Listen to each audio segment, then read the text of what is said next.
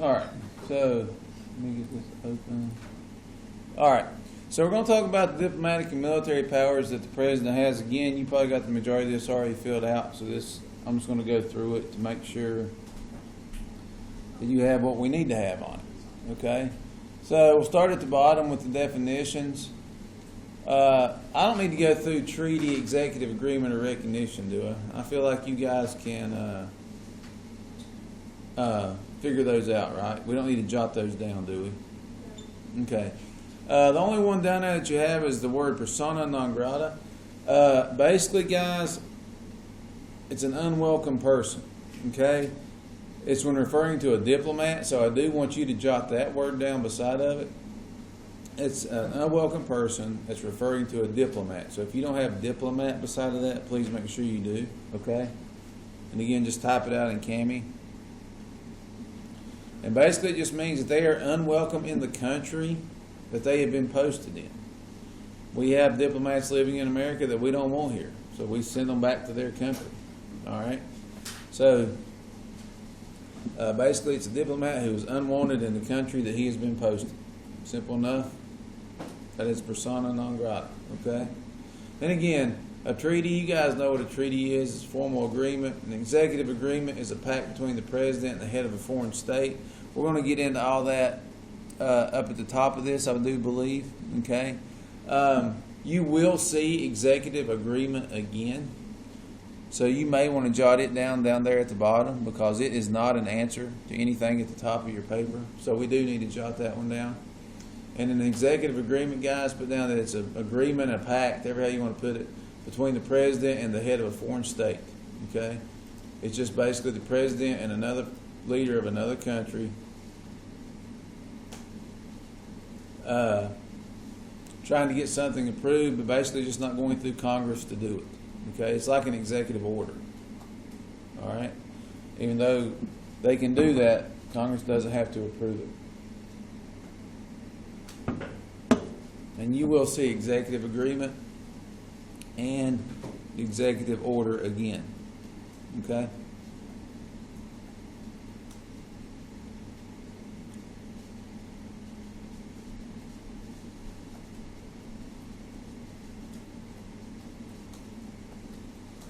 Everybody with me so far?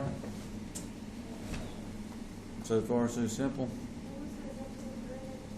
It's an agreement or a pact between the president and the leader of another country.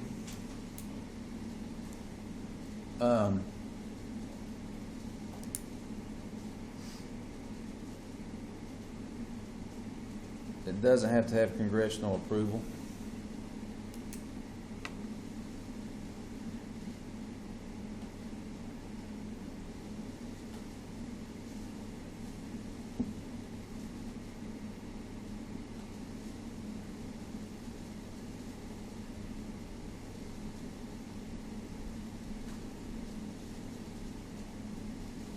So far, so good.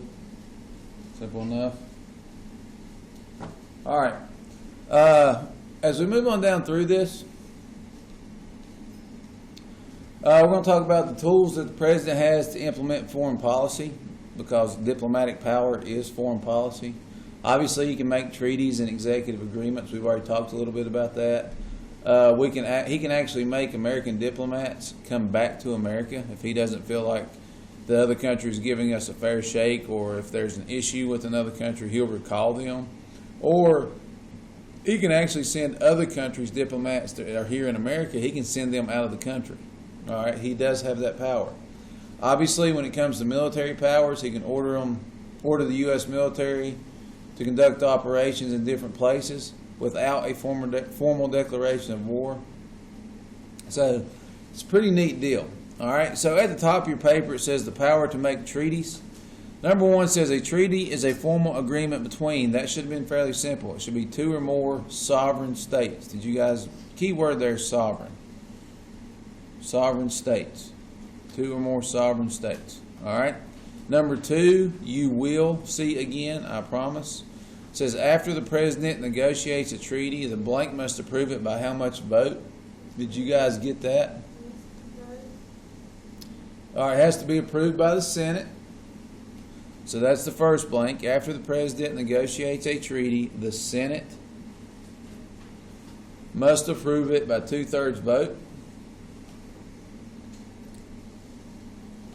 And then number 3 says, 2 presidents encourage Congress to pass what we call a joint resolution to annex territory after the approval of a treaty has been defeated in the Senate. Now, we need to talk a little bit about a joint resolution, okay? And here it's talking about 2/3 of the majority of the Senate must approve all treaties. I'll ask you who approves treaties. You'll need to know that that's the Senate and that 67 of the 100 of them have to agree to it, 2/3, okay?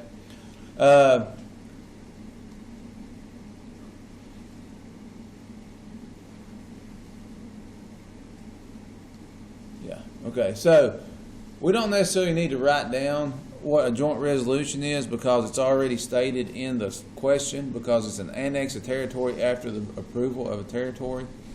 Do you guys know what the word annex means? Oops, sorry. Does anybody know what the word annex means?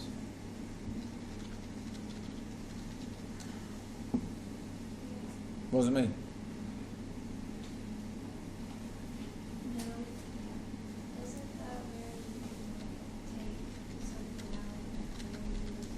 You take something off, what now? Like we can take the state out or something. We did do it to Texas and we did it to Hawaii, yeah.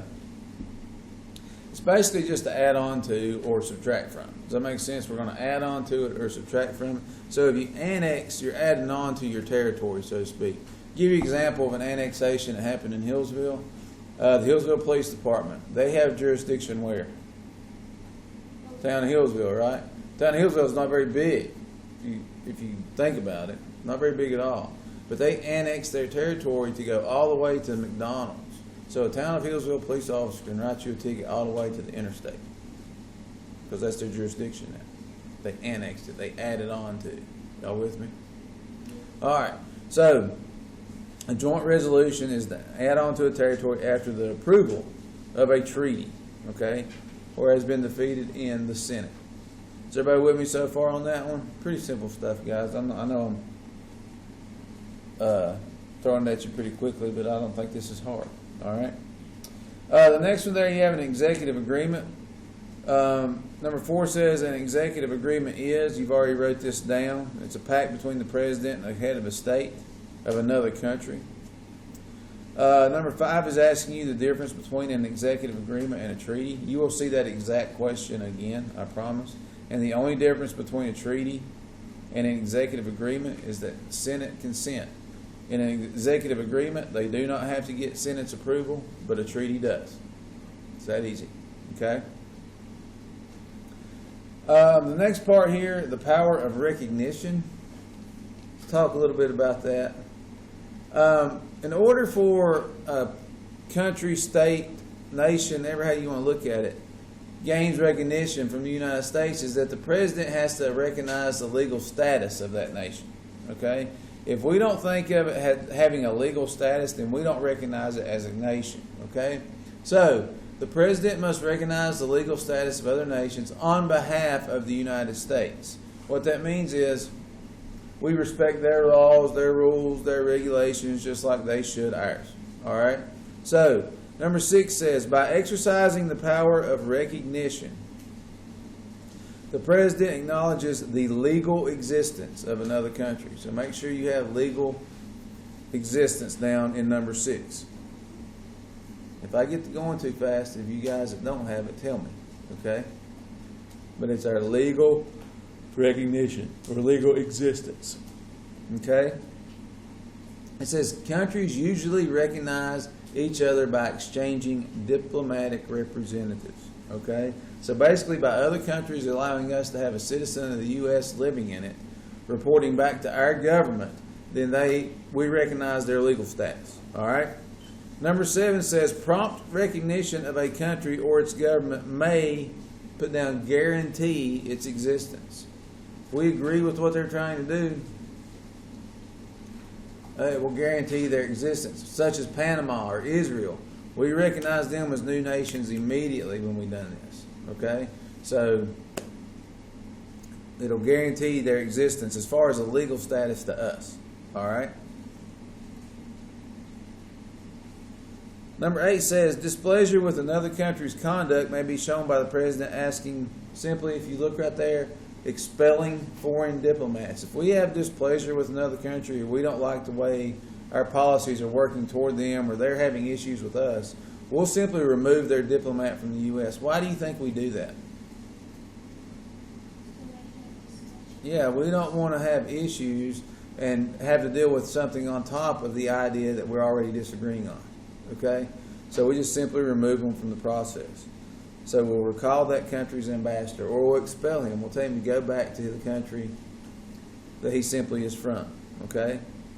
And then the last one there is the power of recognition, number 9. The most serious diplomatic rebuke by one nation is to give to another, is to simply don't show them any type of recognition. So withdrawal of recognition. If we remove our recognition status from them, in number 9. All right? Does anybody not have 1 through 9 filled out? Are we good so far? You're going to need this here in a minute because I put a 10-question quiz in the classwork that has all this on it. So is everybody good through 9? Okay. Then the last part, number 10, with the commander-in-chief. Obviously, that's when he's dealing with our military. It says the president delegates many command decisions to military officers, but the president may make the most crucial decision and have the authority to take command in the field. If President Trump wanted to, if we were in a military time, if we were at war with someone, and he simply does not like the way it's going, he technically could take over command of the military. Now, obviously, we don't want that to happen because he has 0 military experience. But the idea that he could is pretty neat because the president has that ability. Okay? So, number 10, the president's powers as the commander-in-chief are almost, the word you should put there is unlimited. They can basically do what they want to do. Okay? He can send troops back anywhere he wants to send them. Now, he can't go into a military fight. He can't go into a war without congressional approval. But he can send people places, make them be there, and put pressure on Congress to declare war on people. All right? And I think I don't know if it's this group or another group, we were talking about Saddam Hussein at one point and how we went into Iraq because he had weapons of mass destruction. We ain't found any weapons of mass destruction to my knowledge yet, but we did find a lot of oil, right? Well, you put pressure on Congress to declare war on it. Now, don't get me wrong, Saddam Hussein was a terrible human, okay? And we tried to set up a democracy there. So the idea of removing him from office wasn't a bad idea, but we just had alternate motives to be there. You guys understand that? All right, so number 11 says, presidents have used the armed forces in combat abroad without, simply put, congressional approval. They can do it even though they're not supposed to. Remember, he has almost unlimited resources with this. So the president can do that, although it's kind of frowned on. All right? Number 12, a president's power as commander-in-chief is greatest during common sense will be what, guys? During wartime, right? We don't really want the military to be anywhere unless it's during a time of war, okay? Number 13, I would like for you to underline War Powers Resolution because you'll see it again. I'm pretty confident that it's down here. Yeah. To limit the president's war-making ability, okay? So basically the War Powers Resolution took away some of the powers that the president had during wartime, but it's powers in response to put down the Vietnam War. Obviously the Vietnam War, a lot of people frown upon that war for many reasons, so we decided to take some powers away from the president because of that, and that's called the War Powers Resolution. We kind of limited what he could do, all right?